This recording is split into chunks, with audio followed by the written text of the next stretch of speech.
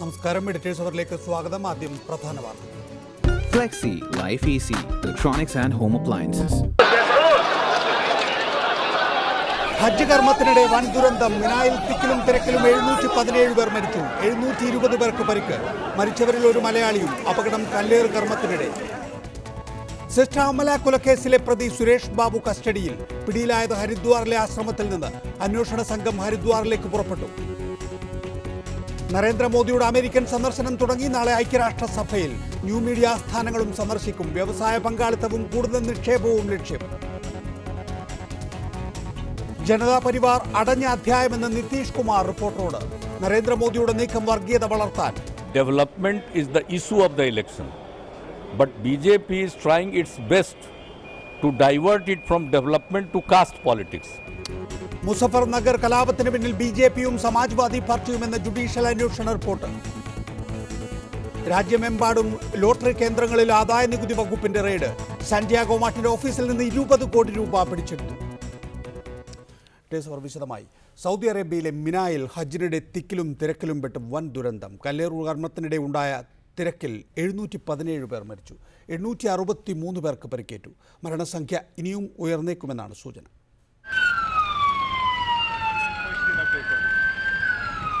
പ്രാദേശിക സമയം രാവിലെ 10 മണിയോടെയാണ് മിനായിൽ തിക്കും തിരക്കും കാരണം അപകടമുണ്ടായത്. ഒന്നാം ദിവസത്തെ കല്ലേറ് കർമ്മം കഴിഞ്ഞ് മടങ്ങുകയായിരുന്ന തീർത്ഥാടകരാണ് അപകടത്തിൽപ്പെട്ടത്. മിനായിലെ 204 നമ്പർ റോഡിലാണ് അപകടമുണ്ടായത്. ദുരന്തത്തിനിരയായവരുടെ ഭൗതിക ശരീരം മിനായിലെ വിവിധ ആശുപത്രി മോർച്ചറികളിൽ സൂക്ഷിച്ചിരിക്കുകയാണ്. 1000-ഓളം പേർക്ക് പരിക്ക് പറ്റിയിട്ടുണ്ട്. ഇവരിൽ പലരുടെയും ആരോഗ്യനില ഗുരുതരമാണ്. അതുകൊണ്ട് തന്നെ മരണസംഖ്യ ഇനിയും ഉയർന്നേക്കുമെന്ന് സൗദി സിവിൽ ഡിഫൻസ് അറിയിച്ചിട്ടുണ്ട്. ഏതൊക്കെ രാജ്യങ്ങളിൽ നിന്നുള്ളവരാണ് അപകടത്തിൽപ്പെട്ടതെന്ന വിവരം സൗദി സിവിൽ ഡിഫൻസ് പുറത്തുവിട്ടിട്ടില്ല. അറബ് ആഫ്രിക്കൻ വംശജരായ ഹാജിമാരാണ് അപകടത്തിൽ മരിച്ചവരിൽ കൂടുതലുമെന്ന് കരുതപ്പെടുന്നു. അപകടമുണ്ടായ മേഖലയിൽ 4000-ലധികം വരുന്ന സൗദി സിവിൽ ഡിഫൻസ് സംഘം വേഗത്തിൽ രക്ഷാപ്രവർത്തനം നടത്തി. രക്ഷാപ്രവർത്തനം ഇപ്പോഴും പുരോഗമിച്ചുകൊണ്ടിരിക്കുകയാണ്. മക്കയിലെയും മിനായിലെയും ആശുപത്രികളിൽ റെഡ് അലർട്ട് പ്രഖ്യാപിച്ചിട്ടുണ്ട്. മിനായുടെ പൂർണ്ണ നിയന്ത്രണം സൈന്യം ഏറ്റെടുത്തിരിക്കുകയാണ്. ദുരന്തമുണ്ടായെങ്കിലും ഹജ്ജിന്റെ കർമ്മങ്ങൾക്ക് ഇതുവരെ തടസ്സങ്ങളൊന്നും നേരിട്ടിട്ടില്ല. Reporter, Middle East. മറ്റൊരു വാർത്തയിലേക്ക്. ഐക്യരാഷ്ട്ര സംഘടനയുടെ സുസ്ഥിര വികസന ഉച്ചകോടി, സിലിക്കൺ വാലി സന്ദർശനം തുടങ്ങിയവ മുഖ്യ അജണ്ടയായുള്ള പ്രധാനമന്ത്രിയുടെ അമേരിക്കൻ സന്ദർശനം ആരംഭിച്ചു. വെള്ളിയാഴ്ച നടക്കുന്ന ഐക്യരാഷ്ട്രസഭയുടെ വികസന ഉച്ചകോടിക്ക് ശേഷം ശനിയാഴ്ച മോദി സിലിക്കൺ വാലിയിലെത്തും. ഫേസ്ബുക്ക്, മൈക്രോസോഫ്റ്റ്, ഗൂഗിൾ, ആപ്പിൾ തുടങ്ങിയ ടെക് കമ്പനികളുടെ ആസ്ഥാനം മോദി സന്ദർശിക്കും. കൂടുതൽ അമേരിക്കൻ നിക്ഷേപം, Digital India, Make in India പദ്ധതികളിൽ അമേരിക്കൻ കമ്പനികളുടെ പങ്കാളിത്തം എന്നിവയാണ് മോദിയുടെ അമേരിക്കൻ സന്ദർശനത്തിന്റെ പ്രധാന ലക്ഷ്യങ്ങൾ. ഐക്യരാഷ്ട്ര സംഘടനയുടെ secretary general Ban Ki Moon അധ്യക്ഷത വഹിക്കുന്ന സുസ്ഥിര വികസന ഉച്ചകോടിയിൽ അമേരിക്കൻ പ്രസിഡന്റ് ബറാക് ഒബാമയ്ക്കും ലോക നേതാക്കൾക്കുമൊപ്പം പങ്കെടുത്ത ശേഷമായിരിക്കും പ്രധാനമന്ത്രി നരേന്ദ്രമോദി സിലിക്കൺ വാലിയിലേക്ക് പോവുക. G4 രാഷ്ട്രത്തലവന്മാരുടെ സമ്മേളനത്തിലും ന്യൂയോർക്കിൽ മോദി പങ്കെടുക്കും. ശനിയാഴ്ചയായിരിക്കും പ്രധാനമന്ത്രിയുടെ സിലിക്കൺ വാലി സന്ദർശനം. Facebook, Google, Apple, Microsoft, Qualcomm, Tesla Motors തുടങ്ങിയ കമ്പനികളുടെ ആസ്ഥാനം പ്രധാനമന്ത്രി സന്ദർശിക്കും. Microsoft CEO Satya Nadella, Google CEO Sundar Pichai, Adobe CEO Shantanu തുടങ്ങിയവർ ഇന്ത്യക്കാരാണെന്നത് മോദിയുടെ സിലിക്കൺ വാലി സന്ദർശനത്തിന്റെ മാറ്റുകൂട്ടും. ഇതിനിടെ ഡിജിറ്റൽ ഇന്ത്യ പദ്ധതിക്ക് പൂർണ്ണ പിന്തുണ നൽകി സിലിക്കൺ വാലിയിലേക്ക് പ്രധാനമന്ത്രിയെ സ്വാഗതം ചെയ്ത് Google CEO Sundar Pichai video പുറത്തിറക്കി. Prime Minister Modi, welcome to Silicon Valley. We hope your visit will energize people in the valley. Prime Minister Modi's Digital India vision is central to this revolution. It has received tremendous support both in India and in Silicon Valley. Facebook CEO Mark സുക്കർബർഗുമായുള്ള തുറന്ന ചോദ്യോത്തരവേളയിൽ പങ്കെടുക്കുന്ന Modi Apple CEO Tim Cook, Cisco CEO John Chamber, Tesla മേധാവി Elon Musk തുടങ്ങിയവരുമായും കൂടിക്കാഴ്ച നടത്തും. Digital India പദ്ധതിയിൽ American കമ്പനികളുടെ പങ്കാളിത്തം, രാജ്യത്തേക്ക് കൂടുതൽ നിക്ഷേപം എത്തിക്കൽ തുടങ്ങിയവയാണ് പ്രധാനമന്ത്രിയുടെ അമേരിക്കൻ സന്ദർശനത്തിന്റെ മുഖ്യ അജണ്ടകളെന്ന് വിദേശകാര്യ മന്ത്രാലയത്തിന്റെ വക്താവ് വികാസ് സ്വരൂപ് പറഞ്ഞു. One of the primary objectives of the Prime Minister's visit to America is to get more foreign direct investment and make the Make in India program a huge success. Silicon valley സന്ദർശനത്തിന് ശേഷം മറ്റ് വ്യവസായ പ്രമുഖരുമായും പ്രധാനമന്ത്രി ചർച്ച നടത്തും. President Barack ഒബാമയുമായി സാമ്പത്തിക സഹകരണം, പ്രതിരോധ രംഗത്തെ സഹകരണം, തീവ്രവാദം തുടങ്ങിയ വിഷയങ്ങളിലും പ്രധാനമന്ത്രി ചർച്ച നടത്തും. 29-നാണ് പ്രധാനമന്ത്രിയുടെ അമേരിക്കൻ സന്ദർശനം പൂർത്തിയാവുക. News desk, reporter. ഈ വിഷയത്തിൽ രാഷ്ട്രീയ നിരീക്ഷകൻ സന്തോഷ് ജോയ്, MK ഭദ്രകുമാർ, വിദേശകാര്യ വിദഗ്ധൻ KVS ഹരിദാസ്, മാധ്യമപ്രവർത്തകൻ KN Balagopal MP, TP Sreenivasan, Tom Vadakkan തുടങ്ങിയവരാണ് വിവിധ സ്റ്റുഡിയോകളിലും ടെലിഫോൺ ലൈനിലും ഉണ്ടാവുക. ആദ്യം ശ്രീ സന്തോഷ് ജോയ്, നയതന്ത്രവും ഫലപ്രാപ്തിയും രണ്ടും ഷോമാൻഷിപ്പും സെൽഫിയും സെൽഫ് പ്രൊമോഷനും കൊണ്ട് റീപ്ലേസ് ചെയ്യാനാകില്ല എന്നാണ് കോൺഗ്രസ് ഇന്ന് പരിഹസിച്ചത്. അതിനവർ പറയുന്ന കാരണം ഇതാണ്: 16 മാസത്തിനുള്ളിൽ 3.5 മാസം നരേന്ദ്രമോദി വിദേശത്തായിരുന്നു. 29ാമത്തെ വിദേശയാത്ര, 200 കോടി രൂപയുടെ ചെലവ്. മാത്രമല്ല, നരേന്ദ്രമോദി വിവിധ രാജ്യങ്ങൾ സന്ദർശിച്ച് കൊണ്ടുവരുമെന്ന് പറഞ്ഞ വിദേശ നിക്ഷേപങ്ങളൊന്നും ഇവിടെ എത്തിയിട്ടില്ല. ആർക്ക് വേണ്ടിയാണ് ഈ വിദേശയാത്ര എന്നാണ് കോൺഗ്രസിൻ്റെ ചോദ്യം. അക്കാര്യത്തിൽ അതിൽ പ്രസക്തിയുണ്ടോ? ഒരുപക്ഷെ ഒരു പ്രധാനമന്ത്രി വിദേശയാത്ര പോകുമ്പോൾ മൊത്തം രാഷ്ട്രത്തിന് പല ആശകളും പ്രത്യാശകളുമുണ്ട്. അതുതന്നെ എല്ലാ പാർട്ടികൾക്കും എല്ലാ സമൂഹങ്ങൾക്കും പ്രധാനമന്ത്രിയുടെ പ്രത്യാശകളുണ്ട്. ഒരുപക്ഷെ കോൺഗ്രസ് ഇങ്ങനത്തെ ഒരു പ്രസ്താവന പ്രധാനമന്ത്രി വെളിനാട്ടിൽ ആയിരിക്കുമ്പോൾ ചെയ്തതിൽ അതൊരു തെറ്റായിട്ടുള്ള ഒരു പ്രസിഡൻസ് ആണെന്നാണ് എൻ്റെ ഒരു വിലയിരുത്തൽ. എന്നാലും പക്ഷേ നമ്മുടെ NDAയിലെ BJPയിലെ പ്രധാനമന്ത്രിയുടെ ഒരു പ്രത്യേക ഒരു ആഗ്രഹമുണ്ട്. പല വേൾഡ് റെക്കോർഡുകൾ ഉണ്ടാക്കണം, പല ലിംക ബുക്ക് ഓഫ് റെക്കോർഡ്സിലും ഗിന്നസ് ബുക്ക് ഓഫ് റെക്കോർഡ്സിലും ഒക്കെ പേര് വരണം. അതുകൊണ്ടാണ് ഏറ്റവും വലിയ ജനതകളെ കൂട്ടി ഒരു യോഗയൊക്കെ നടത്തി. ആ യോഗ നടത്തി കഴിഞ്ഞിട്ട് യോഗയെപ്പറ്റി ഒരു അറിവുമില്ല, ഒരു സംസാരവും ഇല്ല, ഒരു ഇനീഷ്യേറ്റീവും ഇല്ല, ഗവൺമെൻറ്റിൻ്റെ എന്തുവാണ് പദ്ധതി അതൊന്നും നമുക്ക് അറിഞ്ഞുകൂടാ. അതുപോലെ തന്നെ പല കാര്യങ്ങൾ ഈ റെക്കോർഡ്സിന് വേണ്ടി മാത്രം ചെയ്യുന്ന നരേന്ദ്രമോദിയുടെ ഒരു പ്രവൃത്തി നമ്മൾ കഴിഞ്ഞ ഒരു വർഷം കൊണ്ട് കാണുന്നു. അതുമാത്രമല്ല, ഈ വിദേശ രാജ്യത്തിൽ പോയിട്ട് ഇന്ത്യയെ പറ്റി കുറ്റങ്ങൾ പറയുക, പരിഹസിക്കുക, അത് ഇതുവരെയും ഒരു പ്രധാനമന്ത്രിയും ചെയ്യാത്ത ഒരു കാര്യമാണ്. ഒരുപക്ഷെ പല ആൾക്കാരും പറയുന്നത് നരേന്ദ്രമോദി ഒരു ചീഫ് മിനിസ്റ്ററായിട്ട് ഒരു സെൻട്രൽ പൊസിഷനും ഇതുവരെ വഹിച്ചിട്ടില്ല. അപ്പം ഡൽഹിയിൽ വരുമ്പം ഡിപ്ലോമസിക്ക് ഇമ്മെച്യൂരിറ്റി ഉണ്ട്, അതായിരിക്കും കാരണം. പക്ഷേ ഇനിയും വരാൻ പോകുന്ന സമയത്തിൽ ഒരുപക്ഷെ പ്രധാനമന്ത്രി മനസ്സിലാക്കിയേക്കാം ഡിപ്ലോമസി ഒരു സൈലൻറ്റ് സ്ട്രാറ്റജിയാണ്, സൈലൻ്റ്ലി വെരി പ്രിസൈസ്ലി ചെയ്യേണ്ട ഒരു സ്ട്രാറ്റജിയാണ്. കാരണം ചൈനയിൽ പോയി $10 ബില്യൺ കൊണ്ടുവരുമെന്ന് പറഞ്ഞു, ജപ്പാനിൽ പോയി 3.5 ട്രില്യൺ yen കൊണ്ടുവരുമെന്ന് പറഞ്ഞു, സൗത്ത് കൊറിയയിൽ 10 ബില്യൺ കൊണ്ടുവരുന്നു. ഇതൊക്കെ കോൺഗ്രസിന് കണക്കുണ്ട്, കോൺഗ്രസ് പറഞ്ഞ കണക്കുകളാണിത്. ജർമ്മനിയിൽ 1.2 ബില്യൺ, UAEയിൽ 75 മുതൽ 100 ബില്യൺ വരെയുള്ള വിദേശ നിക്ഷേപമാണ് ഇന്ത്യയിൽ നിന്ന് അവിടെ നിന്ന് വരാൻ പോകുന്നതെന്നാണ്. സെപ്റ്റംബറിൽ അമേരിക്കയിൽ പോയപ്പോൾ പറഞ്ഞു 41 ബില്യൺ, ആകെ 500 ബില്യനാക്കി ഒരു പ്രതിവർഷ ഉഭയകക്ഷി ബന്ധം ഉയർത്തുമെന്ന് പറഞ്ഞു. ഇതൊക്കെ എവിടെ പോയി എന്ന ചോദ്യത്തിന് മറുപടി വേണ്ടേ? നികേഷ്, ഇതിൽ 2014-15 ആ ഒരു ഫൈനാൻഷ്യൽ ഇയറിൻ്റെ അവസാനിക്കുമ്പോൾ 19.78 മില്യൺ ഡോളറാണ്, അതായത് 1.3 lakh ക്രോഴ്സിൻ്റെ FTA ആണ് വന്നിട്ടുള്ളത്. ആര് പറഞ്ഞു? എവിടെ നിന്ന് വന്നു? ആരും കണ്ടില്ലല്ലോ. ഗവൺമെൻറ്റിൻ്റെ കണക്കാണ് ടൈംസ് ഓഫ് ഇന്ത്യ റിപ്പോർട്ട് ചെയ്തിരുന്നത് ഈ അടുത്ത ദിവസങ്ങളിൽ. ഇന്ത്യയിൽ പോലും കൃത്രിമമായി നരേന്ദ്രമോദി ഉണ്ടാക്കുന്നതാണ് എനിക്ക് തോന്നുന്നത്. വിദേശ നിക്ഷേപം തീർത്തും ഇല്ലാത്തൊരവസ്ഥയിലാണ് നരേന്ദ്രമോദി കഴിഞ്ഞ 16 മാസം തള്ളി നീക്കിയത് എന്നുമാണ് ശരിയായ കണക്കെന്നാണ് പലരും പറയുന്നത്. നികേഷേ, ഇപ്പോൾ കേരളത്തിൽ അതിൻ്റെ ഒരു ഇമ്പാക്റ്റ് നമ്മൾ തീരെ കാണുന്നില്ല. കാരണം കേരളത്തിലേക്ക് വ്യവസായങ്ങൾ വരുത്തില്ല, ഒരു സ്ഥാപനങ്ങളും വരുത്തില്ല, വന്നവനൊക്കെ തന്നെ പൂട്ടി പോകുന്ന സ്ഥിതിയിലേക്ക് വന്നിട്ടുണ്ട്. പക്ഷേ മറ്റ് സ്റ്റേറ്റുകളിൽ, കാരണം ഈ മേക്ക് ഇൻ ഇന്ത്യ പ്രൊജക്റ്റ് ഉൾപ്പെടെയുള്ള പല പദ്ധതികളുടെ കീഴിൽ വിദേശ കമ്പനികളുടെ ഇൻവെസ്റ്റ് ചെയ്യാൻ തയ്യാറായിട്ടുണ്ട്. ആ ഇൻവെസ്റ്റ്മെൻറ്റ് തീരുമാനം എടുത്തത് അതൊരു ഒരാഴ്ച കൊണ്ടോ 2 ദിവസം കൊണ്ടോ 3 ആഴ്ച കൊണ്ടോ അതിൻ്റെ റിസൾട്ട് ഉണ്ടാവില്ല. TP Srinivasan, Facebook CEO Mark സക്കർബർഗുമായുള്ള കൂടിക്കാഴ്ച, അതുപോലെ തന്നെ സിലിക്കൻ വാലി സന്ദർശനം, അവിടെ ഇന്ത്യൻ വംശജരുമായുള്ള ഇൻട്രാക്ഷൻ, ഏതാണ്ട് 400ഓളം കമ്പനി CEOയുമായുള്ള കൂടിക്കാഴ്ച ചെറുപ്പക്കാർക്ക് ഊർജ്ജമാകുമെന്നും മാത്രമല്ല, ഇങ്ങനെയൊക്കെയാണ് നാം അന്താരാഷ്ട്ര വേദികളിൽ നിറഞ്ഞു നിൽക്കേണ്ടത് എങ്കിൽ മാത്രമേ ഇന്ത്യ എന്നൊരു പ്രദേശമുണ്ടെന്നും അവിടെ നിക്ഷേപ സാധ്യതകൾ ഉണ്ട് എന്നും മനസ്സിലാക്കൂ എന്നും. അതുകൊണ്ട് തന്നെ നമ്മൾ നേരത്തെ ന്യൂയോർക്കിൽ മാഡിസൺ സ്ക്വയറിൽ വലിയൊരു ഷോ തന്നെ നരേന്ദ്രമോദി സംഘടിപ്പിക്കുകയും അതിൻ്റെ ഒരു തുടർച്ച എന്നുള്ളതിൽ കുറേ കൂടി ഗ്രാൻഡായിട്ടുള്ള മേക്ക് ഇൻ ഇന്ത്യക്ക് വേണ്ടിയും നമ്മുടെ അടിസ്ഥാന സൗകര്യ വികസനത്തിന് വേണ്ടിയുള്ള കുറേ കൂടി മെച്ചപ്പെട്ട ഒരു ഒരു ഒരു ഒരു പ്രകടനം നരേന്ദ്രമോദിക്ക് കാഴ്ചവെക്കാനാകുമെന്ന് ഈ 5 ദിവസത്തെ സന്ദർശനത്തിൽ പ്രതീക്ഷിക്കാമോ? അത് സിലിക്കോൺ വാലി തീർച്ചയായിട്ടും അദ്ദേഹത്തിന് വലിയ ഒരു സ്വീകരണം ലഭിക്കും. കാരണം അവിടെയാണല്ലോ യഥാർത്ഥത്തിൽ ഇന്ത്യൻ കമ്മ്യൂണിറ്റി, അതും ടെക്നോളജിയിൽ ഏറ്റവും കൂടുതൽ സംഭാവനകൾ നൽകിയിട്ടുള്ള ഇന്ത്യൻസ് മുഴുവൻ അവിടെയാണ്. അപ്പോൾ അതിൽ ധാരാളം താല്പര്യം കാണും. ഇന്ത്യൻ പ്രൈം മിനിസ്റ്റർ സന്ദർശനത്തിന് പ്രാധാന്യമുണ്ട്. ഇതെല്ലാ കാലത്തും ചൈനീസ് പ്രസിഡന്റ്മാർ ചെയ്തിരുന്നതാണ്. അവര് വാഷിംഗ്ടണിൽ പോകുന്നതിന് മുമ്പ് അവർ സിയാറ്റിൽ മൈക്രോസോഫ്റ്റിനെ കണ്ട് ബോയിങ്ങിനെ കണ്ടൊക്കെ ചൈനീസ് ഫണ്ട് ചെയ്തിട്ടുള്ളതാണ്. ഇത്തവണയും ചൈനീസ് പ്രസിഡന്റ് ആദ്യം സിയാറ്റിലാണ് വാഷിംഗ്ടണിൽ പോകുന്നത്, ന്യൂയോർക്കിൽ പോകുന്നതിന് മുമ്പ്. അപ്പൊ ഇതിനൊന്നും വലിയ അസാധാരണമായിട്ടൊന്നുമില്ല. അപ്പോൾ ന്യൂയോർക്കിൽ പോയ സമയത്ത് തന്നെ അദ്ദേഹത്തിന് സിലിക്കോൺ വാലിയിൽ പോയാൽ ധാരാളം ഇന്റർനെറ്റ് ഉണ്ടായിരുന്നു.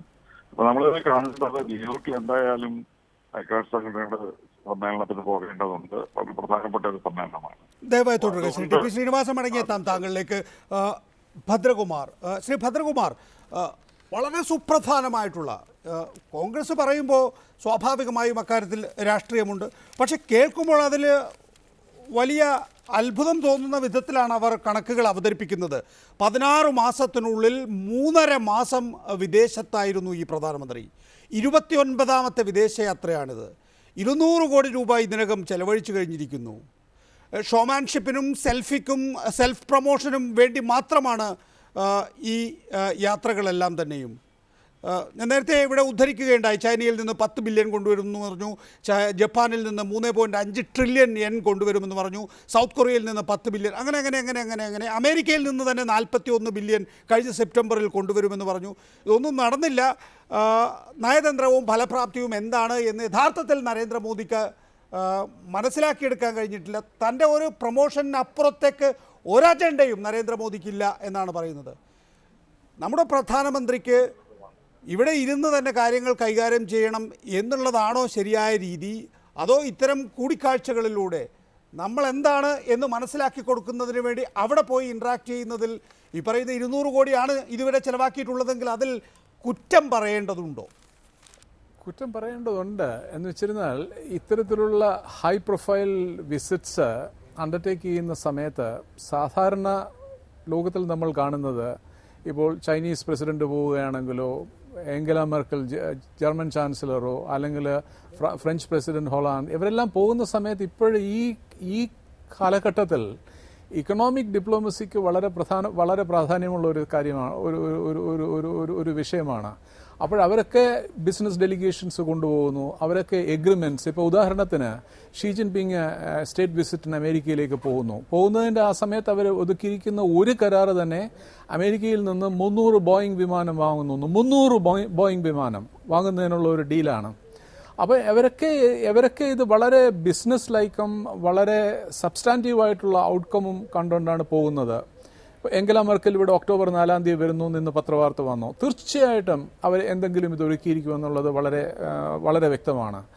പക്ഷെ നമ്മുടെ പ്രധാനമന്ത്രി പോകുന്ന സമയത്ത് ഇപ്പോൾ നമ്മൾ കാണുന്നത് വളരെ നല്ല TV എന്റർടൈൻമെന്റ് കിട്ടുന്നുണ്ട്. അതിനെക്കുറിച്ച് അതും കുറച്ച് ഇപ്പോഴാളുകൾക്ക് ആവർത്തനം ഭദ്രകുമാർ, അതുകൊണ്ട് തെറ്റുണ്ടോ? നമുക്കൊരു പ്രധാനമന്ത്രി ഉണ്ടായിരുന്നു കഴിഞ്ഞ 10 വർഷം, ഒരക്ഷരം മിണ്ടില്ലായിരുന്നു എവിടെയെങ്കിലും ചെന്നാൽ. ഈ പ്രധാനമന്ത്രിയുടെ ഏറ്റവും പ്രധാനപ്പെട്ട കഴിവ് എന്ന് പറയുന്നത് അദ്ദേഹം നല്ലൊരു ഒറേറ്ററാണ്.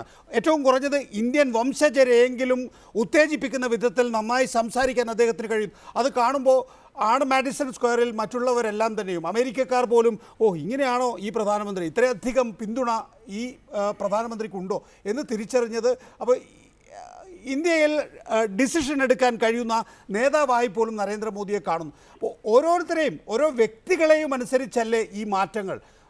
മറ്റു പ്രധാനമന്ത്രിമാർ ബിസിനസ് ലൈക്കാണ്, വളരെ ചുരുങ്ങിയ നിലയിൽ കൂടിക്കാഴ്ചകൾ നടത്തി അവർ കാര്യങ്ങൾ നേടിയെടുത്തു പോകുന്നു എന്നതിനപ്പുറത്തേക്ക് നരേന്ദ്രമോദിക്കൊരു എക്സ്ട്രാ ലെങ്ത്തിൽ നടക്കാൻ കഴിയുമെങ്കിൽ അത് ഉപയോഗിക്കുന്നതിൽ എന്താണ് തെറ്റ്?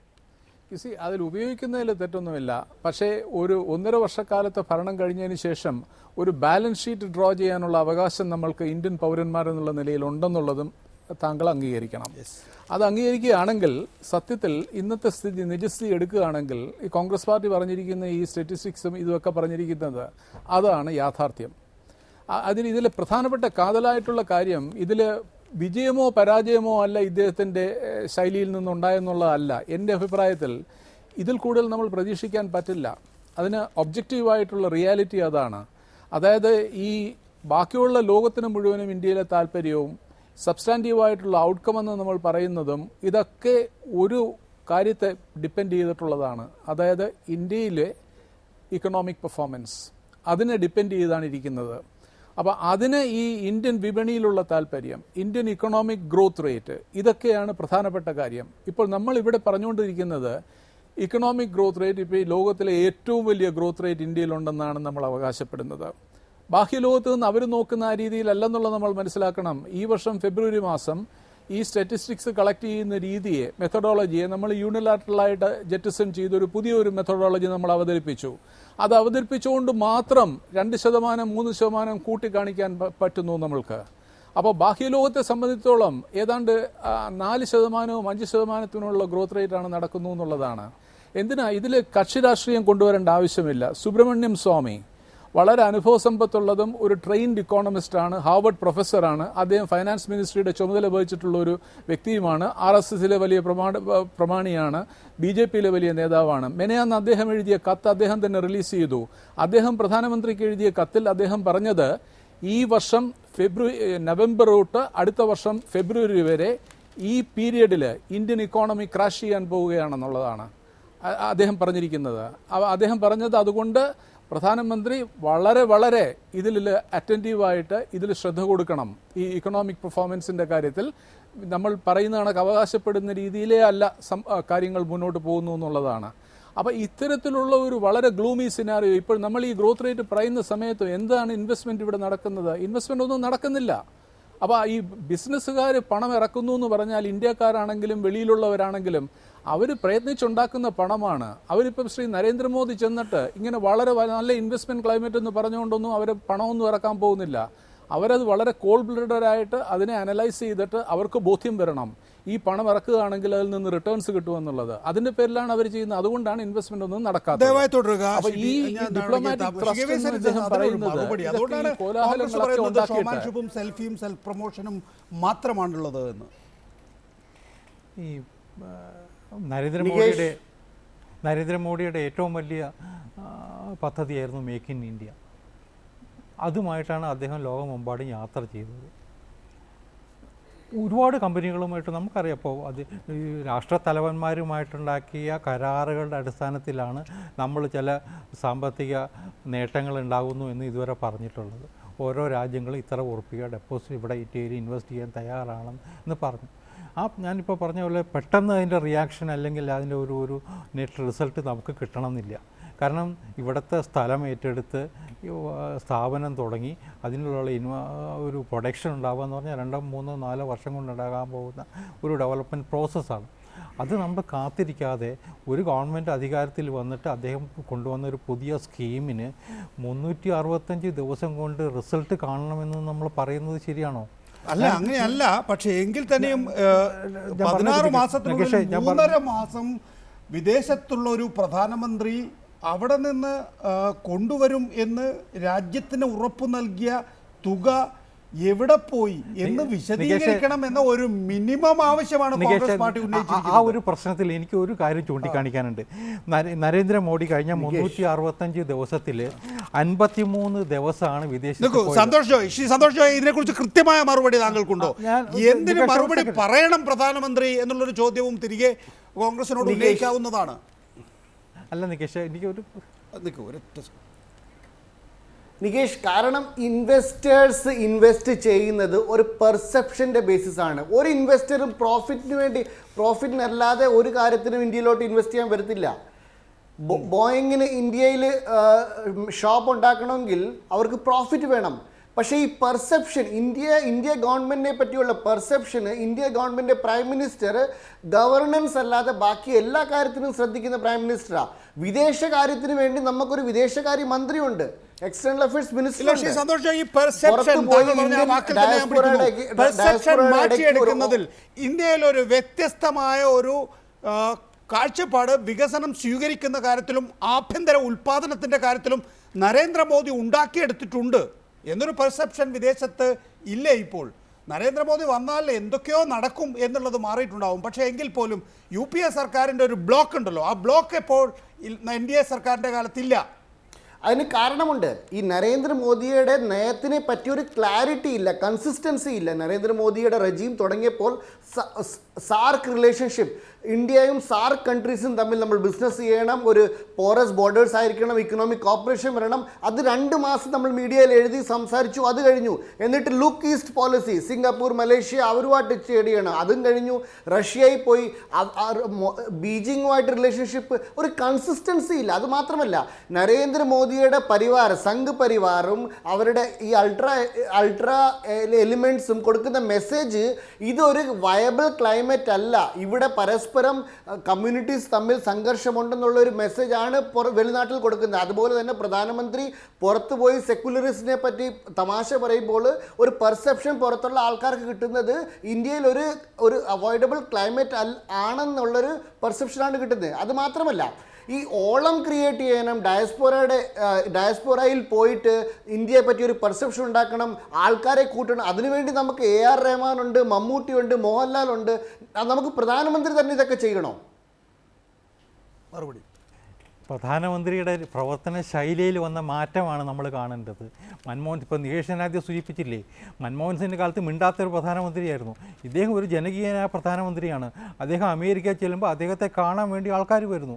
വേറൊന്നുകൂടി നമ്മൾ മനസ്സിലാക്കാൻ സന്തോഷിച്ചു പോയി, ഈ അമേരിക്ക പോലുള്ള വിദേശ രാജ്യങ്ങളിലൊക്കെ തന്നെ ഈ സംഘപരിവാറിൻ്റെയും BJPയുടെയും അനുഭാവികളായിട്ടുള്ള ആയിരക്കണക്കിന് ആൾക്കാരുണ്ട്. അവരും ഇതിനൊപ്പം ഒത്തുചേരുകയാണ്. അവർ മോഡിയെ കാണാൻ വേണ്ടി വരുന്നു. അവർ ഇന്ത്യയിൽ നിന്ന് പോയിട്ടുള്ള ഇന്ത്യക്കാരായിട്ടുള്ള ആൾക്കാർ അവിടെ ഇൻവെസ്റ്റ് ചെയ്ത് അവിടെ ജോലി ചെയ്യുന്നവർ, ബിസിനസ് നടത്തുന്നവരൊക്കെയാണ്. അവരൊക്കെ ഒത്തുകൂടുന്നു. അതിലിപ്പോൾ അസൂയ കൊണ്ടിട്ട് കാര്യമില്ല. അതിന് ഇപ്പം രാഹുൽ ഗാന്ധി പോയാലോ, സോണിയാഗാന്ധി പോയാലോ, മൻമോഹൻ സിംഗ് പോയാലോ കിട്ടാത്ത ഒരു പ്രതികരണം അവിടെ കിട്ടുന്നു എന്നുള്ളത് അംഗീകാരം തന്നെയല്ലേ. നമ്മൾ ഇന്ത്യക്കാരെന്ന നിലയിൽ അത് അഭിമാനിച്ചുകൂടെ? ഇപ്പോൾ മറ്റ് വിദേശ രാജ്യങ്ങളിൽ പോയാൽ, അപ്പോൾ ഒബാമയാണെങ്കിലും ചൈനീസ് പ്രീമിയർ ആണെങ്കിലും ആരാണെങ്കിലും മോഡിയോട് വളരെ സ്നേഹത്തോടെ, ഞാൻ പറഞ്ഞ ബഹുമാനത്തോടെ തന്നെയാണ് കാണുന്നത്. ആ ബഹുമാനം ഇന്ത്യക്കാർക്ക് കിട്ടുന്ന അംഗീകാരമാണ്. അത് നരേന്ദ്രമോദി പോയിട്ട് കിട്ടുന്ന അംഗീകാരമാകുമ്പോൾ അതിനെന്തിനെ രാഷ്ട്രീയവൽക്കരിക്കണേ? അദ്ദേഹത്തിന് രാഷ്ട്രീയം ഉണ്ടാവും, അദ്ദേഹം രാഷ്ട്രീയക്കാരനാണ്, നേതാവാണോ ഒക്കെ ശരിയാണ്. പക്ഷെ അതേ സമയത്ത് അദ്ദേഹം വിദേശത്ത് പോയിട്ട് ചെയ്യുന്ന ഓരോ കാര്യങ്ങളും ഇന്ത്യക്ക് വേണ്ടിയിട്ടാണ്, ഇന്ത്യയുടെ ആവശ്യങ്ങൾക്ക് വേണ്ടിയിട്ടാണ്. പിന്നെ വേറെ സന്തോഷ് ജി ആദ്യം സൂചിപ്പിച്ചില്ലേ, ഈ മോഡി 365 ദിവസത്തിൽ വിദേശത്ത് പോയത് 53 ദിവസമാണ്. മൻമോഹൻ സിംഗിൻ്റെ ആദ്യത്തെ വർഷം, ഫസ്റ്റ് ടേമിൽ അദ്ദേഹത്തിൻ്റെ UPA 1 ആദ്യത്തെ 365 ദിവസം അദ്ദേഹം 47 ദിവസം വിദേശത്തായിരുന്നു. 6 ദിവസത്തെ വ്യത്യാസം. അതിൽ കണക്കിലൊക്കെ തെറ്റുണ്ട്. 16 മാസത്തിലുള്ള 3.5 മാസം എന്നാണ് കോൺഗ്രസ് പറയുന്നത്. എന്തായാലും നമ്മളാരും വീണാത്തതുകൊണ്ട് അക്കാര്യത്തിലൊരു വ്യക്തത കുറവ് വേണമെങ്കിൽ KVSന് സൂചിപ്പിക്കാം. ഇവിടെ ഇതിനേക്കാളും പ്രധാനമായത് Shri Bhadrakumar, General Assembly adopt ചെയ്യാൻ പാകത്തിൽ, അതായത് 2016 ജനറൽ അസംബ്ലിക്ക് അഡോപ്റ്റ് ചെയ്യാൻ പാകത്തിൽ ഒരു ഫൈനൽ ടെക്സ്റ്റ് UN അസംബ്ലിക്ക് മുമ്പാകെ ഉണ്ടാകും. അതാണല്ലോ കഴിഞ്ഞ ദിവസം റെസൊല്യൂഷൻ പാസ്സായത് ഐക്യരാഷ്ട്ര രക്ഷാ കൗൺസിൽ വികസിപ്പിക്കുന്നതുമായി ബന്ധപ്പെട്ട്. G4 ഉച്ചകോടിയിലും പ്രധാനമന്ത്രി നരേന്ദ്രമോദി പങ്കെടുക്കുന്നുണ്ട്. ആ നിലയിൽ ഈ തവണത്തെ UN സന്ദർശനം വളരെ പ്രാധാന്യമർഹിക്കുന്നതല്ലേ ഇന്ത്യയെ സംബന്ധിച്ചിടത്തോളം? നികേഷ്, ഒരു കാര്യം നമ്മളൊക്കെ മനസ്സിലാക്കണം. ഇതിലെ ആദ്യത്തെ ഈ ഐക്യരാഷ്ട്രസഭയിലെ സെക്യൂരിറ്റി കൗൺസിലിൻ്റെ റിഫോമിനെ കുറിച്ച് ആദ്യത്തെ ഒരു ചെറിയ ചുവടുവയ്പ് പോലും നടന്നിട്ടില്ല എന്നുള്ളതാണ് സത്യം. അതിലെ ബേസിക്കായിട്ടുള്ള ഡിസ്കഷൻസ് പോലും തുടങ്ങിയിട്ടില്ല. ഈ 2016 ഇതിനെക്കുറിച്ച് തീരുമാനം വരാൻ പോകുന്നില്ല. ഇത് വർഷങ്ങളെടുക്കും. 10 വർഷമോ 20 വർഷമോ തന്നെ ഉണ്ടാകാൻ സാധ്യതയുണ്ട്. ഇതിൻ്റെ ബേസിക്സിൽ പോലും, ഇതിൻ്റെ ഫണ്ടമെൻ്റൽ പ്രിൻസിപ്പിൾസിൽ പോലും ഒരു കോൺസെൻസസ് ഇവോൾവ് ചെയ്യുന്നത് അത്ര എളുപ്പപ്പെട്ട കാര്യമല്ല. ഉദാഹരണത്തിന്, ഇന്ത്യ മാത്രമല്ലല്ലോ ഇതിലോട്ട് കടന്നു വരാൻ താല്പര്യമുള്ള രാജ്യം. ജർമ്മനി ഉദാഹരണത്തിനെടുക്കുക. ജർമ്മനി വരുന്നതിൻ്റെ അർത്ഥം എന്താണ്? യൂറോപ്പിൽ നിന്ന് 3 രാജ്യങ്ങളാണ് കടന്നുകൂടുന്നത്. റഷ്യയും കൂടെ ഉൾപ്പെടുകയാണെങ്കിൽ, യുറേഷ്യയിൽ നിന്ന് എടുക്കുകയാണെങ്കിൽ 4 രാജ്യങ്ങളാണ് ഐക്യരാഷ്ട്രസഭയിലെ സെക്യൂരിറ്റി കൗൺസിൽ. അപ്പോൾ അതിൽ വലിയ ഇംബാലൻസ് അല്ലേ? ഇറ്റലി തന്നെ എതിർക്കുന്നു. ഇതുപോലെ തന്നെ ജപ്പാൻ വരുന്നതിനെ സൗത്ത് കൊറിയ എതിർക്കുന്നു, ചൈന എതിർക്കുന്നു. ആഫ്രിക്കയിൽ നിന്ന് ആര് വരണമെന്നറിയില്ല. OIC പറയുന്നു, ഓർഗനൈസേഷൻ ഓഫ് ഇസ്ലാമിക് കോൺഫറൻസ്, അവരുടെ ഒരു പ്രതിനിധി വരണമെന്നുള്ളത്. ഏത് രാജ്യം വരും അതും വ്യക്തമല്ല. ടർക്കിക്ക് ഇതിനെക്കുറിച്ച് അഭിപ്രായങ്ങളുണ്ട്. അപ്പോൾ ഇതൊക്കെ എടുക്കുന്ന സമയത്ത് ഇതിലൊന്നും ഇപ്പോൾ അമേരിക്കയാണെങ്കിൽ അമേരിക്ക തന്നെ പറഞ്ഞിട്ടുണ്ട്, എക്സ്പാൻഷൻ ഉണ്ടാകുകയാണെങ്കിൽ തന്നെയും ഈ പുതുതായിട്ട് വരുന്ന കക്ഷികൾക്കൊന്നും വീറ്റോ പവർ കൊടുക്കുകയില്ലെന്ന്, അമേരിക്കയ്ക്ക് അതിന് താല്പര്യമില്ലെന്ന്. സത്യത്തിൽ നടക്കുന്നത് ഈ 5 കക്ഷികൾ അതിലുള്ളവർ അവർക്കിതിനെക്കുറിച്ച് വലിയ താല്പര്യമൊന്നുമില്ല. അവരെ സംബന്ധിച്ചിടത്തോളം ഈ ചെറിയ ക്ലബ്ബ് ഇതേ രീതിയിൽ തുടരുക എന്നുള്ളതാണ്. ഇതൊരു വളരെ പ്രിവിലേജ്ഡ് ആയിട്ടുള്ള ഒരു കാര്യമാണ് ഈ വീറ്റോ പവർ എന്ന് പറയുന്നത്. അതിൻ്റെ എക്സ്ക്ലൂസിവിറ്റിയെ ഡൈല്യൂട്ട് ചെയ്യുന്നതിൽ അവർക്ക് താല്പര്യമൊന്നുമില്ല. അപ്പോൾ അതുകൊണ്ട് ആ രീതിയിൽ നമ്മൾ ഇത് ഐക്യരാഷ്ട്രസഭയുടെ സെക്യൂരിറ്റി കൗൺസിലിൻ്റെ എക്സ്പാൻഷനെ കുറിച്ചും ഒക്കെ ഇതുമായിട്ട് കൂട്ടിക്കൊടുക്കേണ്ട ആവശ്യമൊന്നുമില്ല. അമേരിക്കയെ സംബന്ധിച്ചിടത്തോളം പക്ഷേ ശ്രീ ഭദ്രകുമാർ, നമുക്ക് ആ പ്രോസസ് മുന്നോട്ട് കൊണ്ടുപോയല്ലേ പറ്റൂ. ഐക്യരാഷ്ട്രസഭ സുരക്ഷാ കൗൺസിൽ പ്രമേയം അഡോപ്റ്റ് ചെയ്തിരിക്കുന്നു. അതിൻ്റെ ശരിയായിരിക്കാം, താങ്കൾ പറയുന്നത് ശരിയായിരിക്കാമെന്നല്ല, താങ്കൾക്കാണത് വ്യക്തമായി അറിയാവുന്നത്. ദീർഘകാലം എടുക്കുമായിരിക്കും, 10-20 വർഷം എടുത്താൽ തന്നെയും. ഒരുപക്ഷെ ഇക്കഴിഞ്ഞ 70 വർഷത്തെ നമ്മുടെ പരിശ്രമം വിവിധ പീസ് കീപ്പിംഗ് ഫോഴ്സിൽ ലോകത്ത് സമാധാനം ഉണ്ടാക്കുന്നതിലോ അല്ലെങ്കിൽ ഐക്യരാഷ്ട്രസഭയിൽ നമ്മൾ നിർവഹിച്ച ആ ഉത്തരവാദിത്തം അത് കുറെ കൂടി മെച്ചപ്പെട്ട രീതിയിലാക്കുന്നതിന്, കുറെ കൂടി ഒരു ലോക നേതാക്കളിൽ ഒരാളാകുന്നതിന് ഇന്ത്യക്ക് ആ നിലയിൽ ഐക്യരാഷ്ട്ര രക്ഷാ കൗൺസിലാണ് അതിൻ്റെ ഏറ്റവും പ്രധാനപ്പെട്ട ബോഡി എന്നുള്ള നിലയിൽ അതിൽ അംഗത്വത്തിന് ശ്രമിക്കുക എന്നുള്ളത് മാത്രമല്ലേ ഉള്ളൂ പോംവഴി. അതിന് ഒരു പ്രോസസ്സിൻ്റെ തുടക്കമാണെങ്കിൽ തന്നെയും അത് മുന്നോട്ട് കൊണ്ടുപോവുക എന്നുള്ളത് നമ്മളെ സംബന്ധിച്ചിടത്തോളം പ്രധാനപ്പെട്ട വിഷയമല്ലേ. ഒന്ന്. രണ്ടാമത്തേത് peace keeping summit, Barack Obama കൂടി പങ്കെടുക്കുന്ന പീസ് കീപ്പിംഗ് സമ്മിറ്റിൽ നരേന്ദ്രമോദി പങ്കെടുക്കുന്നുണ്ട്. അവിടെ തന്നെ നവാസ് ഷെരീഫ് കൂടി പങ്കുചേരുന്നു. എന്നാൽ ഉഭയകക്ഷി ചർച്ചയില്ല. ഒരുപക്ഷെ അതിൻ്റെ സൈഡ് ലൈൻസിൽ മറ്റ് ചർച്ചകൾ നടന്നേക്കാം. നേരത്തെ പറഞ്ഞത് ഒരു ഷോമാൻഷിപ്പിന് അപ്പുറത്തേക്ക് ഇത്തവണ അജണ്ടയുണ്ട് നരേന്ദ്രമോദിക്ക് എന്ന് വ്യക്തമല്ലേ? ഐക്യരാഷ്ട്രസഭയിലെ എക്സ്പാൻഷൻ സെക്യൂരിറ്റി കൗൺസിലിൽ ഉണ്ടാകുന്നുവെങ്കിൽ ഇന്ത്യക്ക് അർഹതയില്ലെന്ന് ആരും പറയുന്നില്ല. ഇന്ത്യക്ക് തീർച്ചയായിട്ടും അർഹതയുണ്ട്. 120 കോടി 120 കോടി ആണ് നമ്മളുടെ പോപ്പുലേഷൻ. അപ്പോൾ ഇത്ര വലിയൊരു രാജ്യത്തിന് അതിൽ അംഗത്വം ഇല്ലെങ്കിൽ അത് തെറ്റാണ്. മോറലായിട്ടും പൊളിറ്റിക്കലായിട്ടും സ്ട്രാറ്റജിക്കായിട്ടും തെറ്റാണ്. യാതൊരു അതിൽ തർക്ക വിഷയമൊന്നുമില്ല. പക്ഷേ ചരിത്രം വായിച്ചു നോക്കിയാൽ നമ്മൾക്ക് മനസ്സിലാകും, പോർച്ചുഗൽ ഒരു കാലത്ത് സൂപ്പർ പവറായിരുന്നു, സ്പെയിൻ സൂപ്പർ പവറായിരുന്നു, ബ്രിട്ടൻ സൂപ്പർ പവറായിരുന്നു. അവരുടെ ഈ പ്രിവിലേജ്ഡ് സ്റ്റേറ്റസിനെ ആരും സ്വന്തമായിട്ട് വോളണ്ടറിലി ആരും ആബ്ഡിക്കേറ്റ് ചെയ്യുകയില്ല. അപ്പോൾ അതിൽ നിന്ന് പിടിച്ചു വാങ്ങേണ്ടി വരും ഒരു ഘട്ടത്തിൽ. അപ്പോൾ അത്തരത്തിലുള്ള ഒരു പ്രക്രിയയാണ് അവിടെ ഞാൻ പ്രതീക്ഷിക്കുന്നത്. അപ്പോൾ ഇത് 20 വർഷമല്ല, ചിലപ്പോൾ ഡെഡ് ലോക്കിൽ വന്നാൽ ഇത് മുന്നോട്ട് പോകുവാനേ സാധ്യതയില്ലാതാകാം. ഞാൻ പറഞ്ഞ കണക്ക് ഈ 5 കക്ഷികളും ഇന്ത്യക്ക് പിന്തുണ പ്രഖ്യാപിച്ചിട്ടുള്ള കക്ഷികൾ ഉൾപ്പെടെ, റഷ്യ ഉൾപ്പെടെ 5 കക്ഷികൾക്കും ഉള്ളിൻ്റെ ഉള്ളിൽ അവർക്ക് ഇതിൽ വലിയ താല്പര്യമൊന്നുമില്ല ഇത് എക്സ്പാൻഡ് ചെയ്യുന്നതിൽ. എന്ന് വെച്ചാൽ അവരുടെ കയ്യിലുള്ള ഒരു എക്സ്ക്ലൂസീവായിട്ടുള്ള ഒരു പവറാണ്. അതുകൊണ്ടാണ്. പിന്നെ ഇത് ഇത്ര വളരെ സുപ്രധാനമായിട്ടുള്ള ഒരു വിഷയമാണെങ്കിൽ എൻ്റെ അഭിപ്രായത്തിൽ ശ്രീ നരേന്ദ്രമോദി കാണിച്ചത് ഒരു വലിയ തെറ്റാണ്. അദ്ദേഹം ജനറൽ അസംബ്ലിയിൽ അഡ്രസ്സ് ചെയ്യേണ്ടതായിരുന്നു. ഇത് ഈ വർഷത്തെ ജനറൽ അസംബ്ലി സെഷൻ 70ാമത്തെ ആനിവേഴ്സറിയാണ്. ലോകത്തിലുള്ള എല്ലാ നേതാക്കളും അവിടെ വരുന്നു, ഈ ജനറൽ അസംബ്ലിയിൽ അഡ്രസ്സ് ചെയ്യുന്നു. അപ്പം ജനറൽ അസംബ്ലിയിലും യുണൈറ്റഡ് നേഷൻസിലും വളരെ സജീവമായിട്ട് പ്രവർത്തിക്കാനായിട്ട് താല്പര്യമുള്ള ഒരു രാജ്യത്തിൻ്റെ നേതാവെന്നുള്ള നിലയിൽ, അത് മാത്രമല്ല അദ്ദേഹം അമേരിക്കയിലോ ന്യൂയോർക്കിലോ പോകാതിരുന്നുവെങ്കിൽ അത് മനസ്സിലാക്കാമായിരുന്നു. അദ്ദേഹം ഇത് നടക്കുന്ന സമയം ന്യൂയോർക്കിലുണ്ട്, പക്ഷേ അദ്ദേഹം അവിടെ സംസാരിക്കുകയില്ല. അത് സുഷമ സ്വരാജിന് വിട്ടുകൊടുത്തിരിക്കുകയാണ്. എന്ത് സിഗ്നലാണ് നമ്മൾ അതിൽ കൊടുക്കുന്നത്? അത് വളരെ തെറ്റായിപ്പോയി എൻ്റെ അഭിപ്രായത്തിൽ. പക്ഷേ അങ്ങനെ ഉണ്ടാകാറുണ്ട് എന്നല്ലേ ശ്രീ ഭദ്രകുമാർ ഇന്ത്യയുടെ തന്നെ വിശദീകരണം, അല്ലെങ്കിൽ വിദേശകാര്യ വകുപ്പിൻ്റെ തന്നെ വിശദീകരണം?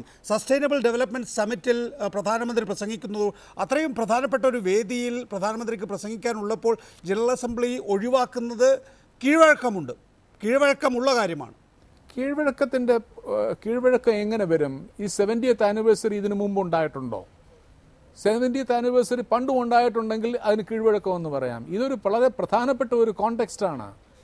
70 വർഷത്തെ പ്രധാനപ്പെട്ട ആനിവേഴ്സറിയാണ്. അതുകൊണ്ടാണ് ലോകത്തുള്ള എല്ലാ രാജ്യങ്ങളിൽ നിന്നും നേതാക്കൾ അവിടെ വരുന്നത്. കഴിഞ്ഞ 10 വർഷമായിട്ട് വ്ളാഡിമിർ പുടിൻ അവിടെ സംസാരിച്ചിട്ടില്ല. അദ്ദേഹവും പ്രത്യക്ഷപ്പെടുന്നു. എന്ന് വെച്ചാൽ ഈ 70ാമത്തെ ആനിവേഴ്സറി എന്ന് പറഞ്ഞാൽ അതിൻ്റെതായിട്ടുള്ള ഒരു പ്രാധാന്യമുണ്ട്. അപ്പോൾ അതിൽ കീഴ്വഴക്കമൊന്നും കൊണ്ടുവരേണ്ട ആവശ്യമില്ല. 53-ാമത്തെയോ 46-ാമത്തെയോ ഒരു സെഷൻ നടക്കുകയാണെങ്കിൽ അത് മനസ്സിലാക്കാം കീഴ്വഴക്കമുണ്ടായിരുന്നു. ഇത് വളരെ പ്രധാനപ്പെട്ട ഒരു ഒക്കേഷൻ ആണെന്നുള്ളത് മനസ്സിലാക്കണം. ഇതൊരു ആനിവേഴ്സറി ഇയറാണ്. അപ്പോൾ അതിൽ നമ്മുടെ പ്രധാനമന്ത്രി ന്യൂയോർക്കിൽ ചെന്നിട്ട് സംസാരിക്കാതിരുന്നാൽ എന്ത് സിഗ്നലാണ് നമ്മൾ കൊടുക്കുന്നത്? അദ്ദേഹം വേറെ എന്തെങ്കിലും പങ്കെടുക്കുന്നു എന്ന് പറഞ്ഞുകൊണ്ട് അത് നമുക്ക് സാക്ഷാത്കരിക്കാൻ പറ്റുമോ? എൻ്റെ അഭിപ്രായത്തിൽ വളരെ തെറ്റായിപ്പോയി. ശരി, അക്കാര്യത്തിൽ താങ്കളുടെ നിരീക്ഷണം ശരിയാണ്, അല്ലെങ്കിൽ അത് വളരെ പ്രധാനപ്പെട്ടതായി ചർച്ച ചെയ്യപ്പെടേണ്ടത് തന്നെയാണ് ശ്രീ ഭദ്രകുമാർ. അതിനൊപ്പം തന്നെ എന്തുകൊണ്ട് നവാസ് ഷെരീഫിനെ കാണുന്നില്ല എന്നുള്ളൊരു വിഷയം ആ നിലയിൽ നമ്മൾ ഗൗരവമായി എടുക്കേണ്ടതുണ്ടോ? ഒരേ വേദിയിലുണ്ട് നവാസ് ഷെരീഫും നരേന്ദ്രമോദിയും, എന്നാൽ ഒരു ഉഭയകക്ഷി ചർച്ചയില്ല. പല ഘട്ടങ്ങളിലും ഇന്ത്യ പാകിസ്ഥാൻ പ്രധാനമന്ത്രിമാർ ഒരു സമിറ്റിൽ ഒന്നിച്ചു വരുമ്പോഴും ഉഭയകക്ഷി ചർച്ച ചില ഘട്ടങ്ങളിൽ നടക്കാറില്ല. അത്രയും മോശമായ അവസ്ഥയിലാണ് ഇപ്പോൾ കാര്യങ്ങൾ എന്നാണോ അതിൽ നിന്ന് മനസ്സിലാക്കേണ്ടത്? തീർച്ചയായിട്ടും വളരെ മോശപ്പെട്ട ഒരു അന്തരീക്ഷമാണ് ഈ ബന്ധത്തിലുള്ളത്. കഴിഞ്ഞ ഞാൻ ആ വിഷയത്തിലേക്ക് വരാം. ദയവായി ശ്രീ ഭദ്രകുമാർ, ആ വിഷയത്തിലേക്ക് വരുന്നതിന് മുമ്പ് Shri T P Srinivasan, general അസംബ്ലിയിൽ നരേന്ദ്രമോദി സംസാരിക്കുന്നില്ല, പകരം സുഷമ സ്വരാജിനെ പ്രസംഗിക്കാൻ ഏൽപ്പിക്കുന്നു. ന്യൂയോർക്കിൽ ഉണ്ടായിട്ടുകൂടി, പ്രത്യേകിച്ച് 70-ാം വാർഷികം ആഘോഷിക്കുന്ന ഘട്ടത്തിൽ ജനറൽ അസംബ്ലിയിലെ പ്രസംഗം ഒഴിവാക്കുന്നത്, പോകാതിരിക്കുകയല്ലോ, ന്യൂയോർക്കിൽ ഉണ്ടായിട്ടും പ്രസംഗിക്കാതിരിക്കുകയാണ്. ശരിയാണോ? ഇന്ത്യക്ക് അഭികാമ്യമാണോ? ഒന്നുമില്ല. രണ്ട് തരത്തിലാണല്ലോ ഇവിടുത്തെ സമ്മേളനം. ഒന്ന് 70-ാം ആനിവേഴ്സറിക്ക് വേണ്ടിയാണ് ഈ സസ്റ്റൈനബിൾ ഡെവലപ്മെന്റ് ഗോൾസ്. അതാണ് ഇത്തവണത്തെ ഏറ്റവും പ്രധാനപ്പെട്ട കാര്യം. അവിടെ അദ്ദേഹം സംസാരിക്കുന്ന സമയത്ത് പിന്നെ ജനറൽ അസംബ്ലിയിൽ ജനറൽ ഡിബേറ്റ് എന്ന് പറയുന്നതിനകത്ത് വലിയ പ്രാധാന്യമൊന്നുമില്ല. അതുകൊണ്ട് പല രാജ്യങ്ങളിലും അങ്ങനെയായിരിക്കും ചെയ്യുക. കാരണം ഈ special general assembly session 70th ആനിവേഴ്സറിക്ക് വേണ്ടിയുള്ളതിലാണ് ഏറ്റവും വലിയ പ്രാധാന്യം നൽകുന്നത്. അതുകൊണ്ട് പ്രധാനമന്ത്രി അതിൽ സംസാരിക്കുന്നത് കൊണ്ട് ജനറൽ ഡിബേറ്റിൽ പൊതുവെ ലോകത്തിനെ പറ്റിയുള്ള ഒരു അവലോകനം നടത്തുന്ന ഡിബേറ്റിൽ സംസാരിക്കേണ്ട ആവശ്യമില്ല എന്ന് തന്നെയാണ് എൻ്റെ അഭിപ്രായം. അത് തീർച്ചയായിട്ടും അദ്ദേഹത്തിന്റെ ഈ സസ്റ്റൈനബിൾ ഡെവലപ്മെന്റ് കോൺഫറൻസ് സംബന്ധിക്കുന്നതിന്റെ പ്രാധാന്യം കുറയും.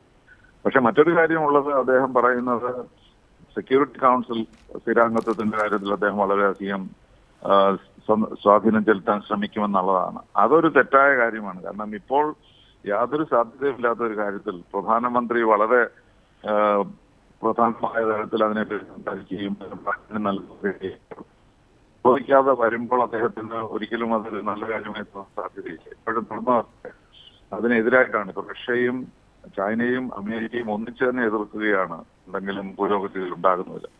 ആ സമയത്ത് പ്രധാനമന്ത്രി ഇന്ത്യയുടെ സ്ഥിരാംഗത്വത്തെ പറ്റി വളരെ ശക്തമായി പ്രതിപാദിക്കുന്നത് അദ്ദേഹത്തിന് നല്ലതാണോ എന്ന് എനിക്കറിയില്ല. അതിലാണ് ഞാനൊരു അപാകത കാണുന്നത്. പക്ഷെ അദ്ദേഹം ജനറൽ അസംബ്ലിയിൽ സംസാരിക്കാത്തതിൽ യാതൊരു താങ്കൾ അപാകത കാണുന്നില്ല. ശ്രീ ഭദ്രകുമാർ, താങ്കൾ പറയുകയായിരുന്നു ഏറ്റവും മോശമായ അവസ്ഥയിലാണ് ഇന്ത്യ പാകിസ്ഥാൻ ബന്ധം.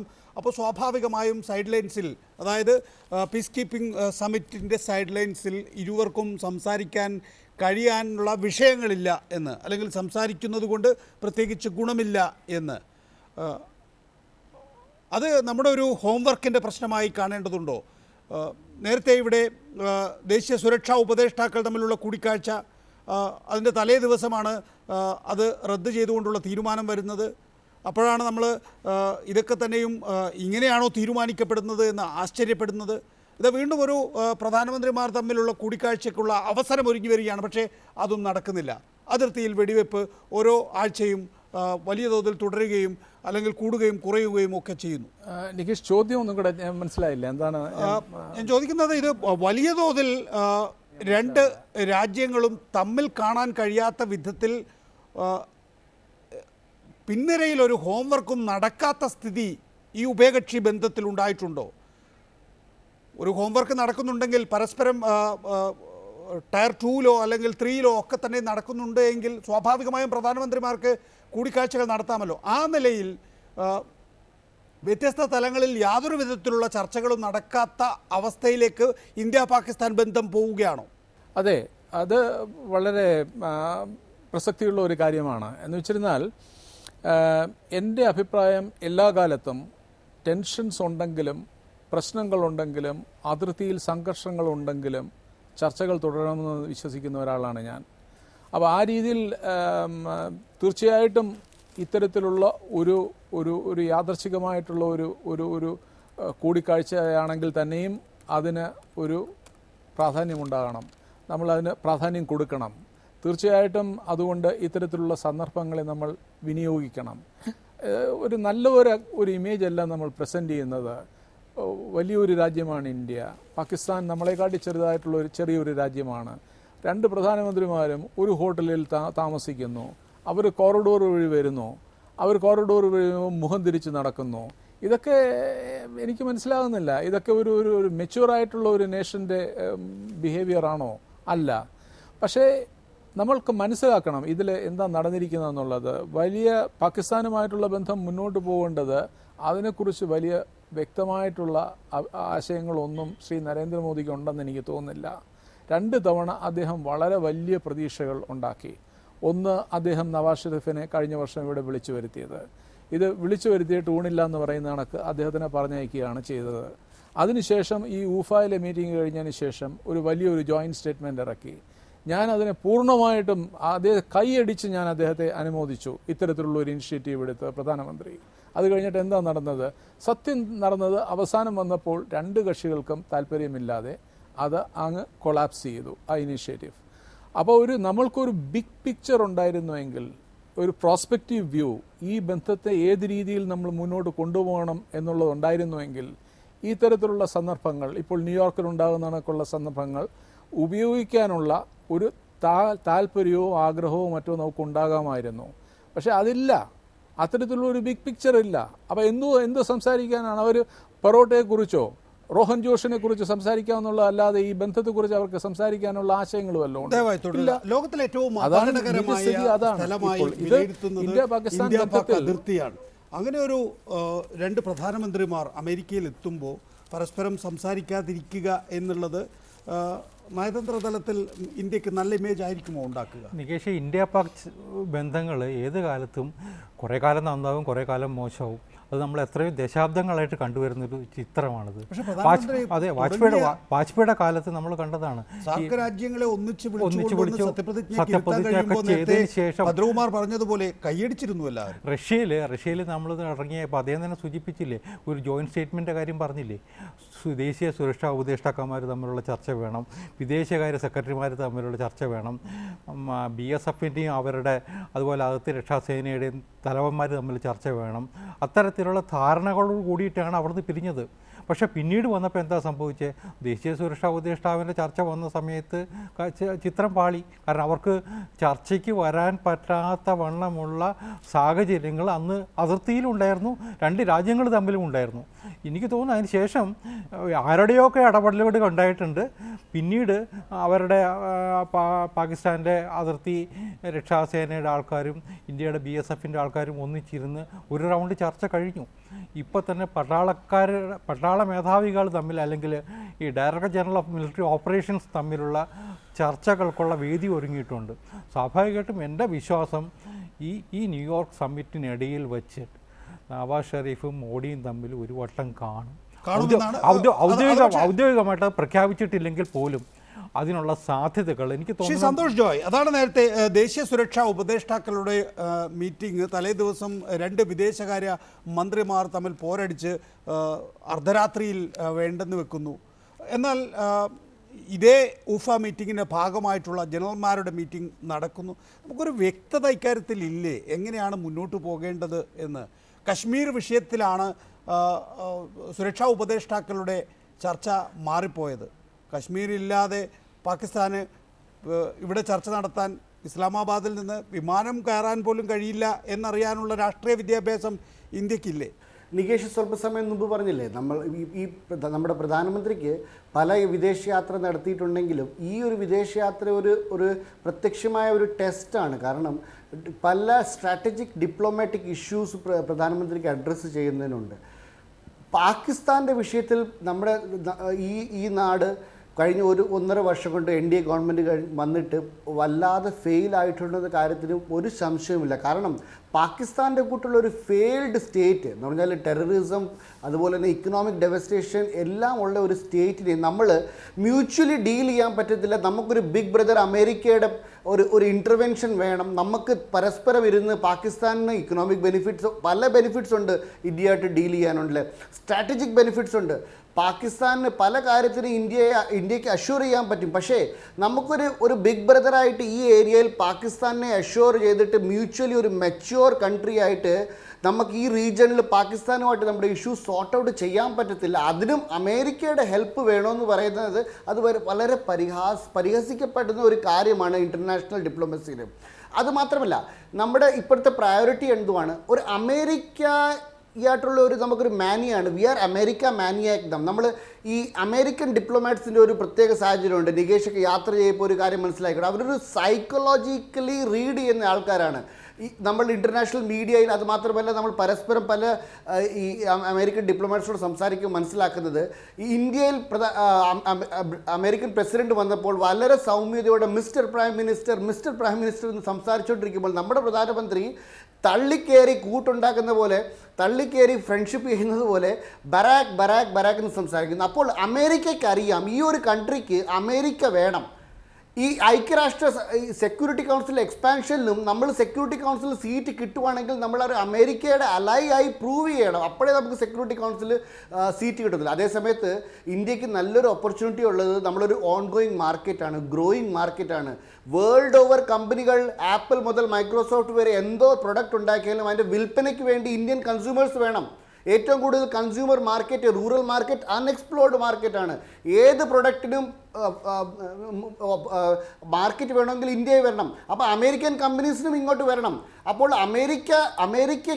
അമേരിക്കയിൽ ജോബ് ക്രിയേറ്റ് ചെയ്യണമെങ്കിൽ അവർക്ക് ഇന്ത്യയുടെ ഹെൽപ്പ് വേണം. പക്ഷേ നമ്മളത് കാര്യം മനസ്സിലാക്കാതെ നമ്മൾ ഇടിച്ചു കയറി അമേരിക്കയോട് ഫ്രണ്ട്ഷിപ്പ് ചെയ്യാനുള്ളൊരു സ്ട്രാറ്റജിയിൽ പോവുകയാണ്. അത് കാരണമാണ് പലയിടത്തും നമുക്കിനിയും നഷ്ടങ്ങൾ ഉണ്ടാകാൻ പോകുന്നത്. ഇപ്പം അമേരിക്ക ഇന്ത്യയും തമ്മിലുള്ള ഡിസ്കഷൻ്റെ ഭാഗമായിട്ട് ഞാൻ അറിഞ്ഞത്, നമുക്ക് ഡാറ്റ ഷെയറിങ് ചെയ്യണം. അമേരിക്ക അവരുടെ ഡാറ്റ ഷെയർ ചെയ്യും, നമ്മൾ നമ്മുടെ ഡാറ്റ അമേരിക്കയുമായിട്ട് ഷെയർ ചെയ്യണം. അപ്പോൾ ഈ ആധാർ കാർഡിൻ്റെ 80 കോടി ഉള്ള ഡാറ്റ അത് അമേരിക്കൻ അമേരിക്കയ്ക്ക് ഷെയർ ചെയ്താൽ അമേരിക്കയ്ക്ക് അവരുടെ കമ്പനികൾ വളരെ പ്രാധാന്യമാണ്. അപ്പോൾ അമേരിക്ക ആ ഡാറ്റ കമ്പനീസ് യൂസ് ചെയ്യും, അതൊന്നും നമുക്കിപ്പം ക്ലിയർ അല്ല. ചുരുക്കി പറഞ്ഞാൽ നമ്മളൊരു അമേരിക്ക കീഴടങ്ങിയുള്ളൊരു ഡിപ്ലോമസി, അമേരിക്കയായിട്ട് വളരെയായിട്ട് ഇൻഫ്ലുവൻസ് ആയിട്ടുള്ള ഡിപ്ലോമസി ഒരിക്കലും ഇന്ത്യക്ക് വേണ്ടി നല്ലതല്ല.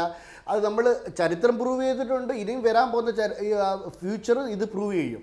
വളരെ നന്ദി ശ്രീ MK ഭദ്രകുമാർ, സന്തോഷ് ജോയ്, ഒപ്പം തന്നെ KVS ഹരിദാസ്, TP ശ്രീനിവാസൻ ഈ വിഷയത്തിൽ സംസാരിച്ചതിന് ഇറ്റ് ഈസ് അവർ അവസാനിക്കുന്നു. നമസ്കാരം.